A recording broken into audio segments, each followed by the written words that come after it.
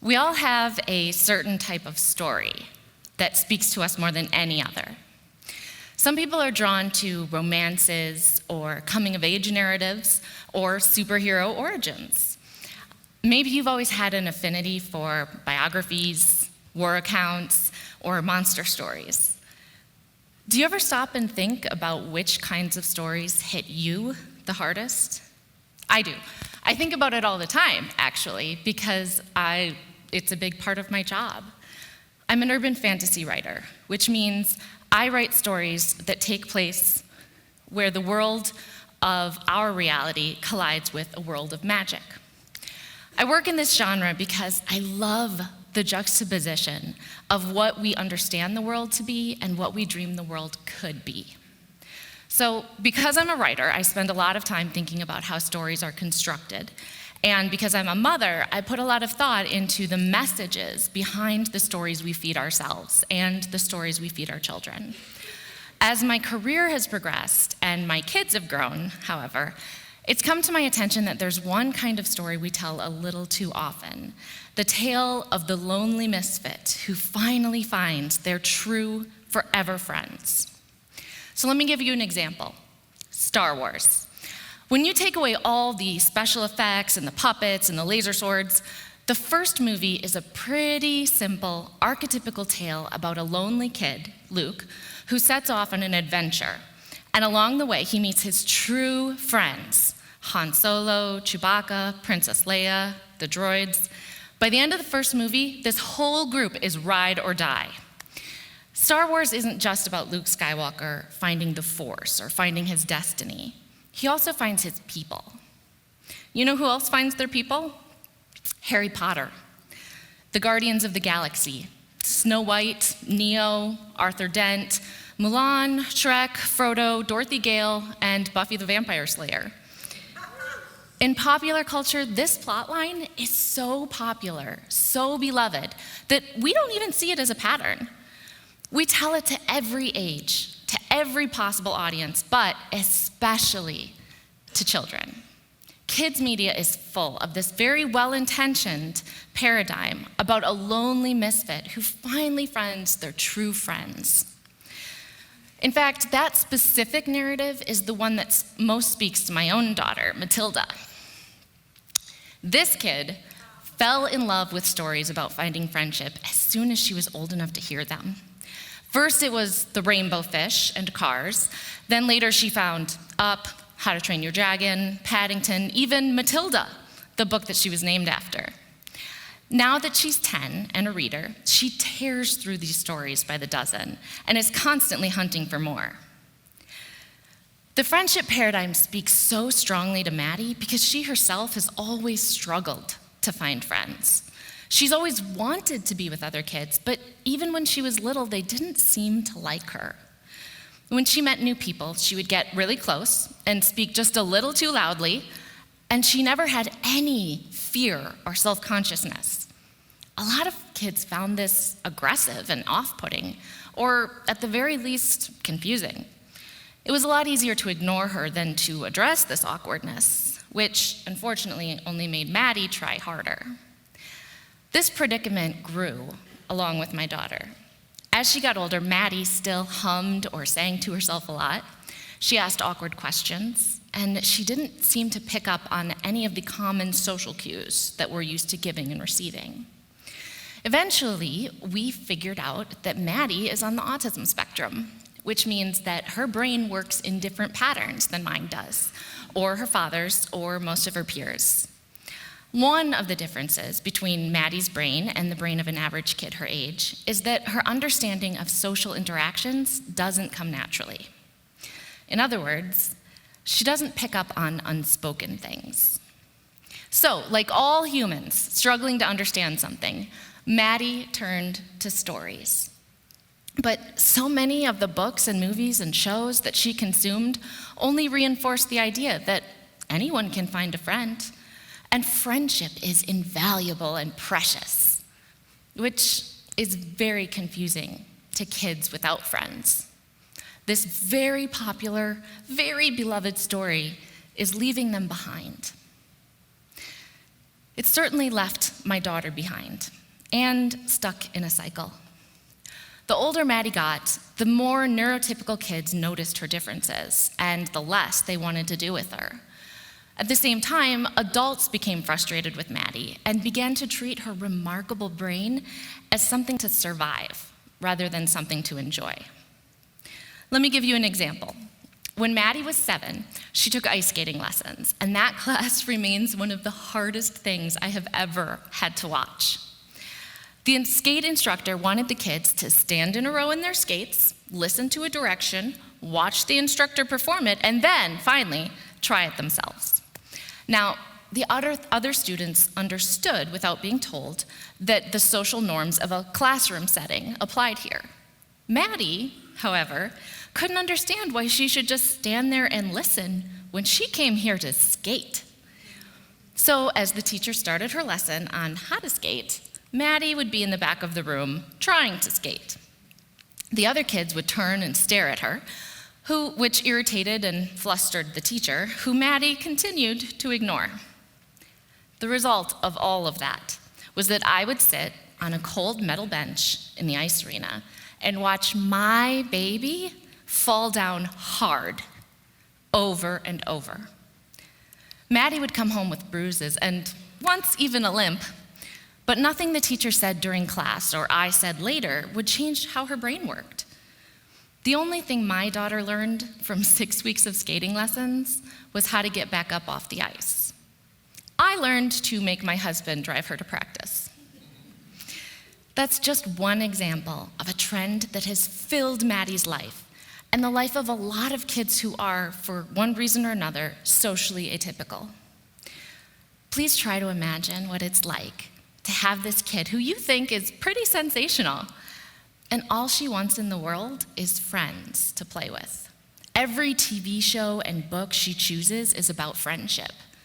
As she gets older, the characters change, from Sophia the First to My Little Pony to Percy Jackson, but the stories themselves don't. Now imagine watching her with teammates and cousins and classmates, and all she does is fall down over and over again.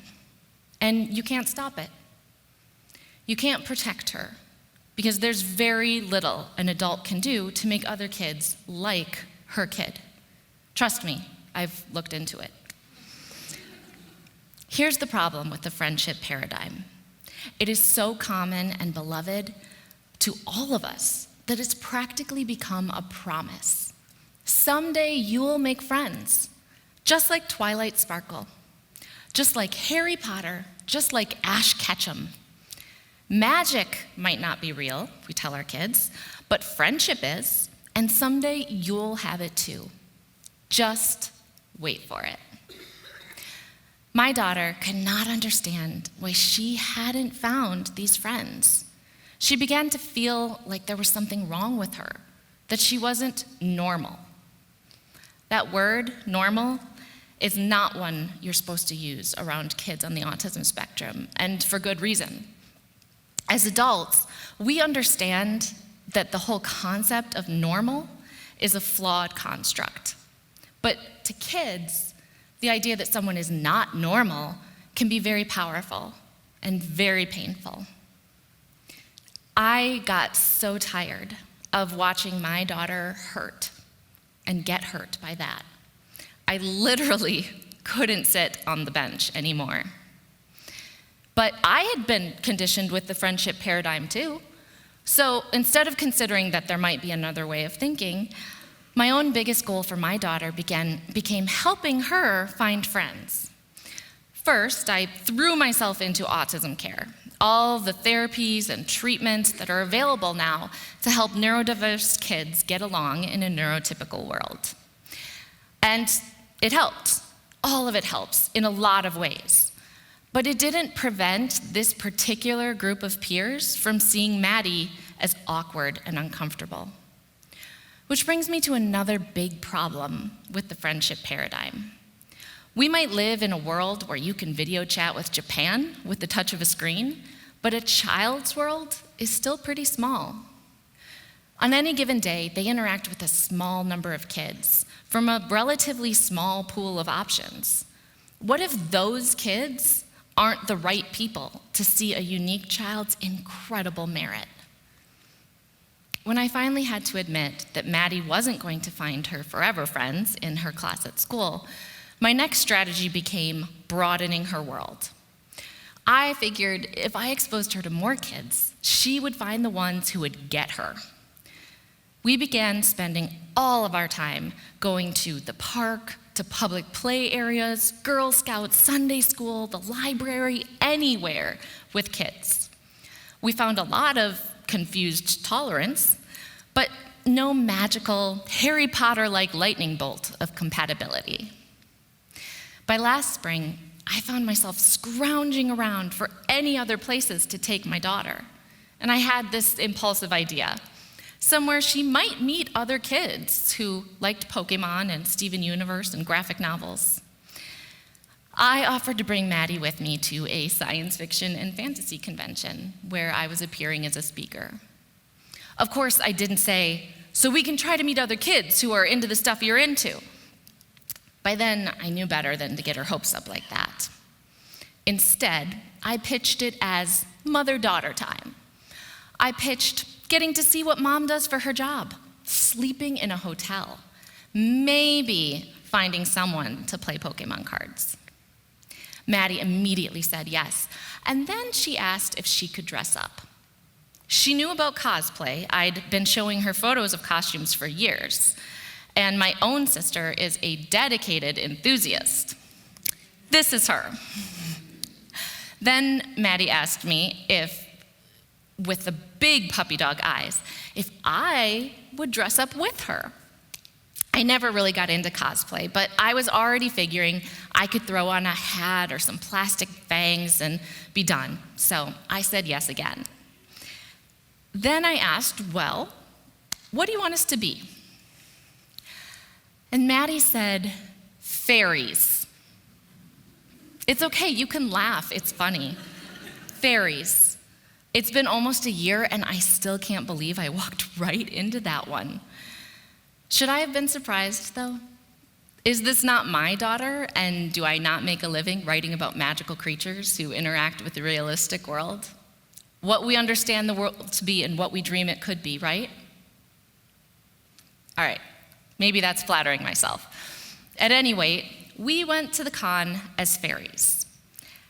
And I was so busy trying to manage the costumes and my professional responsibilities and keeping Maddie fed and entertained that I didn't really get a chance for any friendship matchmaking. Instead, though, the strangest thing happened. Everyone accepted my daughter. Now, that might not seem like a lot to you, but imagine spending all your time with people giving you strange looks, or ignoring you, or just generally treating you as something irritating to be tolerated. Maybe you don't need to imagine it. Maybe at some point or another you've been there. But now imagine spending an entire day where everyone smiles at you. Everyone tells you you look great.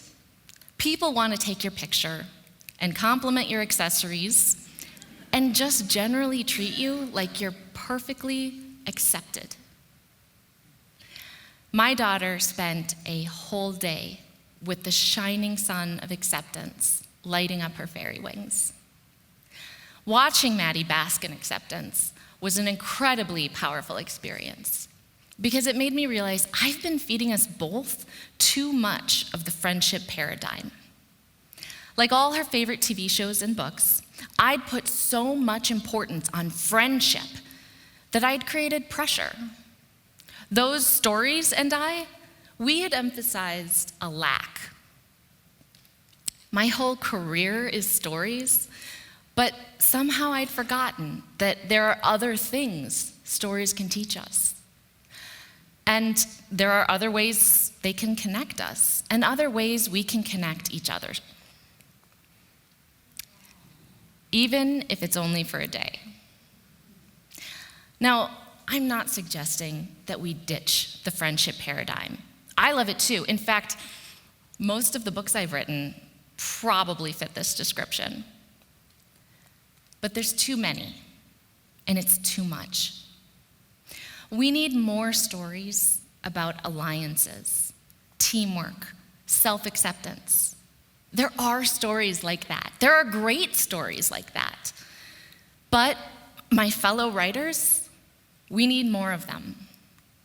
And as parents, let's find our kids, all kids, stories about acceptance in all its forms. Accept kids who are different. Accept that you might not have friends at this school right now. Accept that friendships change. And accept that this is a moment you're living in. And it might be great or it might be terrible, but afterwards you will still be whole, all by yourself. That is the specific story that speaks to me. Thank you.